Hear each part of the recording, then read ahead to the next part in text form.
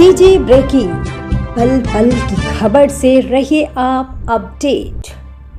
शासन के द्वारा शिक्षकों के युक्तियुक्त कारण नीति के विरोध में आज छत्तीसगढ़ शिक्षक संघ के 28 संघों ने संयुक्त रूप से युक्तियुक्त कारण का विरोध कर शिक्षक शिक्षिकाओं ने शासन प्रशासन के विरुद्ध जमकर नारेबाजी की। कुछ शिक्षक शिक्षिकाओं ने इस युक्तियुक्त कारण की काउंसलिंग में भाग लेना प्रारंभ कर दिया है, जिसके चलते शिक्षक संघ दो फाड़ में नजर आ रहे हैं।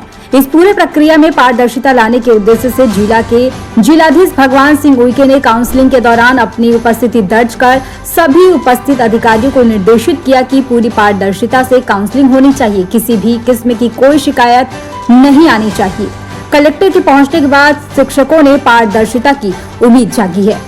आज प्रातः 9 बजे शिक्षकों को बालक हाई स्कूल में युक्तियुक्त कारण के काउंसलिंग के लिए आमंत्रित किया गया था। शिक्षकों ने इसका विरोध किया और जमकर शासन प्रशासन के विरुद्ध नारेबाजी की। वहीं दूसरी ओर शिक्षक संघ के विभिन्न महिला एवं पुरुष शिक्षक इस काउंसलिंग में लगातार शामिल हो रहे हैं और अपने इच्छित पद स्थान को चयनित कर रहे हैं। प्रशासन ने प्रदर्शित दिखलाने हेतु रिक्त स्थानों की सूची ब्लैक बोर्ड एवं टीवी स्क्रीन पर लगातार जारी कर शिक्षकों के पसंदीदा स्थान प्रदान करने का प्रयास कर रहे हैं।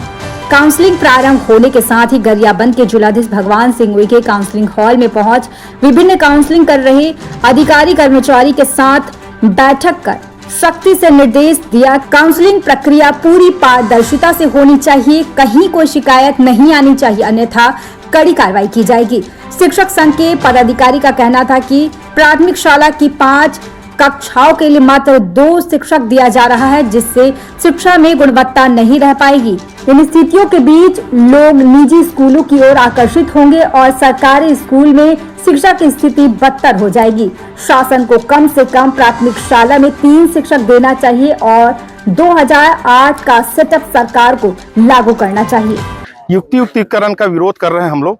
आज जिला मुख्यालय में, पूरे छत्तीसगढ़ के जिला मुख्यालय में युक्तियुक्तिकरण का विरोध करते हुए जिला मुख्यालय में धरना प्रदर्शन का आयोजन हो रहा है। उसी कड़ी में गरियाबंद में भी और आज युक्तियुक्तिकरण यहाँ भी हो रहा है और ये आनंद फानन में युक्तियुक्तिकरण किया जा रहा है। ठीक ढंग से दावा आपत्ति करने का भी मौका नहीं दिया है शिक्षकों को और जो ब्लॉक स्तर पर जो रिक्त पद है उनको नहीं दिखाया जा रहा है।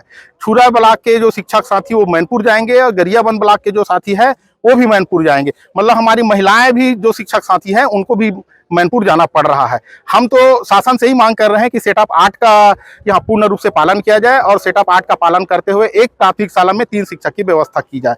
उस कड़ी में हमारे यहाँ के जो शिक्षक हैं वो सब जहाँ भी वर्तमान में पदस्थ है, कार्यरत है, वहीं पर सेट हो जाएंगे और शिक्षा का स्तर जो है उच्च रहेगा। हम लोगों का क्रमिक हड़ताल था, पहले प्रांत स्तर पर हुआ, फिर संभाग स्तर पर, आज जिला स्तर पर पूरे छत्तीसगढ़ में धरना प्रदर्शन है और जब तक हमारे जो युक्तियुक्तिकरण की प्रक्रिया रुक नहीं जाती तब तक ये आंदोलन अनवरत चलता रहेगा। कुछ लोग शासन प्रशासन का दबाव है इसलिए गए हैं, क्योंकि गरियाबंद ऐसे भौगोलिक दृष्टिकोण से ऐसे हैं कि यदि जबरदस्ती उनकी पोस्टिंग कर दे तो वो जाएगा। इस डर से लोग वहां पर जाके काउंसलिंग में हिस्सा ले रहे हैं। आंदोलन को सफल नहीं करना चाहते सरकार और नहीं होने की स्थिति में हम तो उग्र आंदोलन के लिए हमारे संगठन और हमारे जो शिक्षक मोर्चा है साझा वो आंदोलन के लिए बाध्य हैं। जो युक्तियुक्तिकरण की नीति अपनाई गई है और जिसके कारण ये काउंसलिंग की प्रक्रिया की जा रही है, इस युक्तियुक्तिकरण के विरोध में पूरा शिक्षक जगत हड़ताल में है और कर्मचारी अधिकारी फेडरेशन इसके पूरे समर्थन में खड़ा है।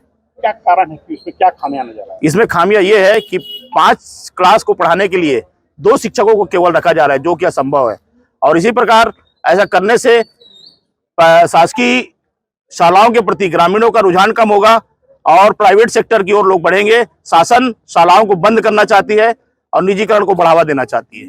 आपके कुछ साथी अंदर चले गए, स्टार्ट कर दिए हैं तो काउंसलिंग में शासन का जो दबावपूर्ण नीति है, तो दबावपूर्ण नीति के तहत उनको दबावपूर्वक अंदर बुलाया गया है और काउंसलिंग कराई गई है।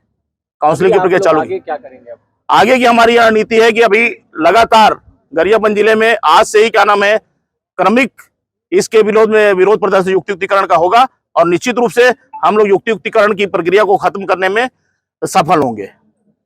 प्रदेश भर में राज्य शासन द्वारा जो युक्तियुक्तिकरण की गलत नीति शिक्षा विभाग में अपनाई है, उनका जो सेटअप अभी वर्तमान में लागू करने जा रहे हैं वो प्राथमिक विद्यालय में 60 बच्चों पे 2 शिक्षक अर्थात 5 कक्षाओं के अध्यापन के लिए केवल 2 शिक्षक की नियुक्ति वो सेटअप के तहत लागू किए हैं, जो कि शिक्षा के गुणवत्ता को गिराने का पूर्ण रूप से प्रयास किया जा रहा है।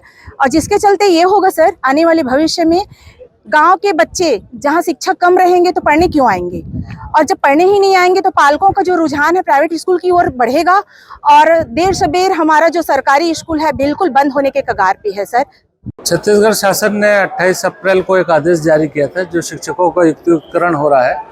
शिक्षकों को प्रारंभिक रूप से नाराजगी थी, लेकिन समस्या का समाधान कर लिया गया और उनको समझाइश देकर काउंसलिंग की प्रक्रिया भी प्रारंभ कर दी हमने। जो व्यक्ति या जो शिक्षक इस प्रकार की प्रक्रियाओं से सहमत नहीं है, उनके काउंसलिंग के लिए शासन की गाइडलाइन के अनुसार उनकी काउंसलिंग आज ही कंप्लीट की जाएगी। नहीं, कोई भी खाली जगह छुपाया नहीं गया है। यदि किसी प्रकार की कोई गंभीर शिकायत आती है तो इसके लिए भी निर्देश किया गया है डायरेक्टर से सचिव द्वारा, तो उस विकासखंड शिक्षा अधिकारी के विरुद्ध अनुशासनात्मक कार्रवाई की जाएगी। जो पद रिक्त है और छात्र संख्या के अनुपात में जिस प्रकार की आवश्यकता है उस प्रकार से पदों को बांटा गया है। बिल्कुल पारदर्शिता से है, जो गाइडलाइन जारी हुई है उसी के अनुसार पूरी प्रक्रिया चल रही है और हम निश्चित रूप से इसको टाइम लिमिट में खत्म कर लेंगे। सीजी ब्रेकिंग, पल पल की खबर से रहिए आप अपडेट।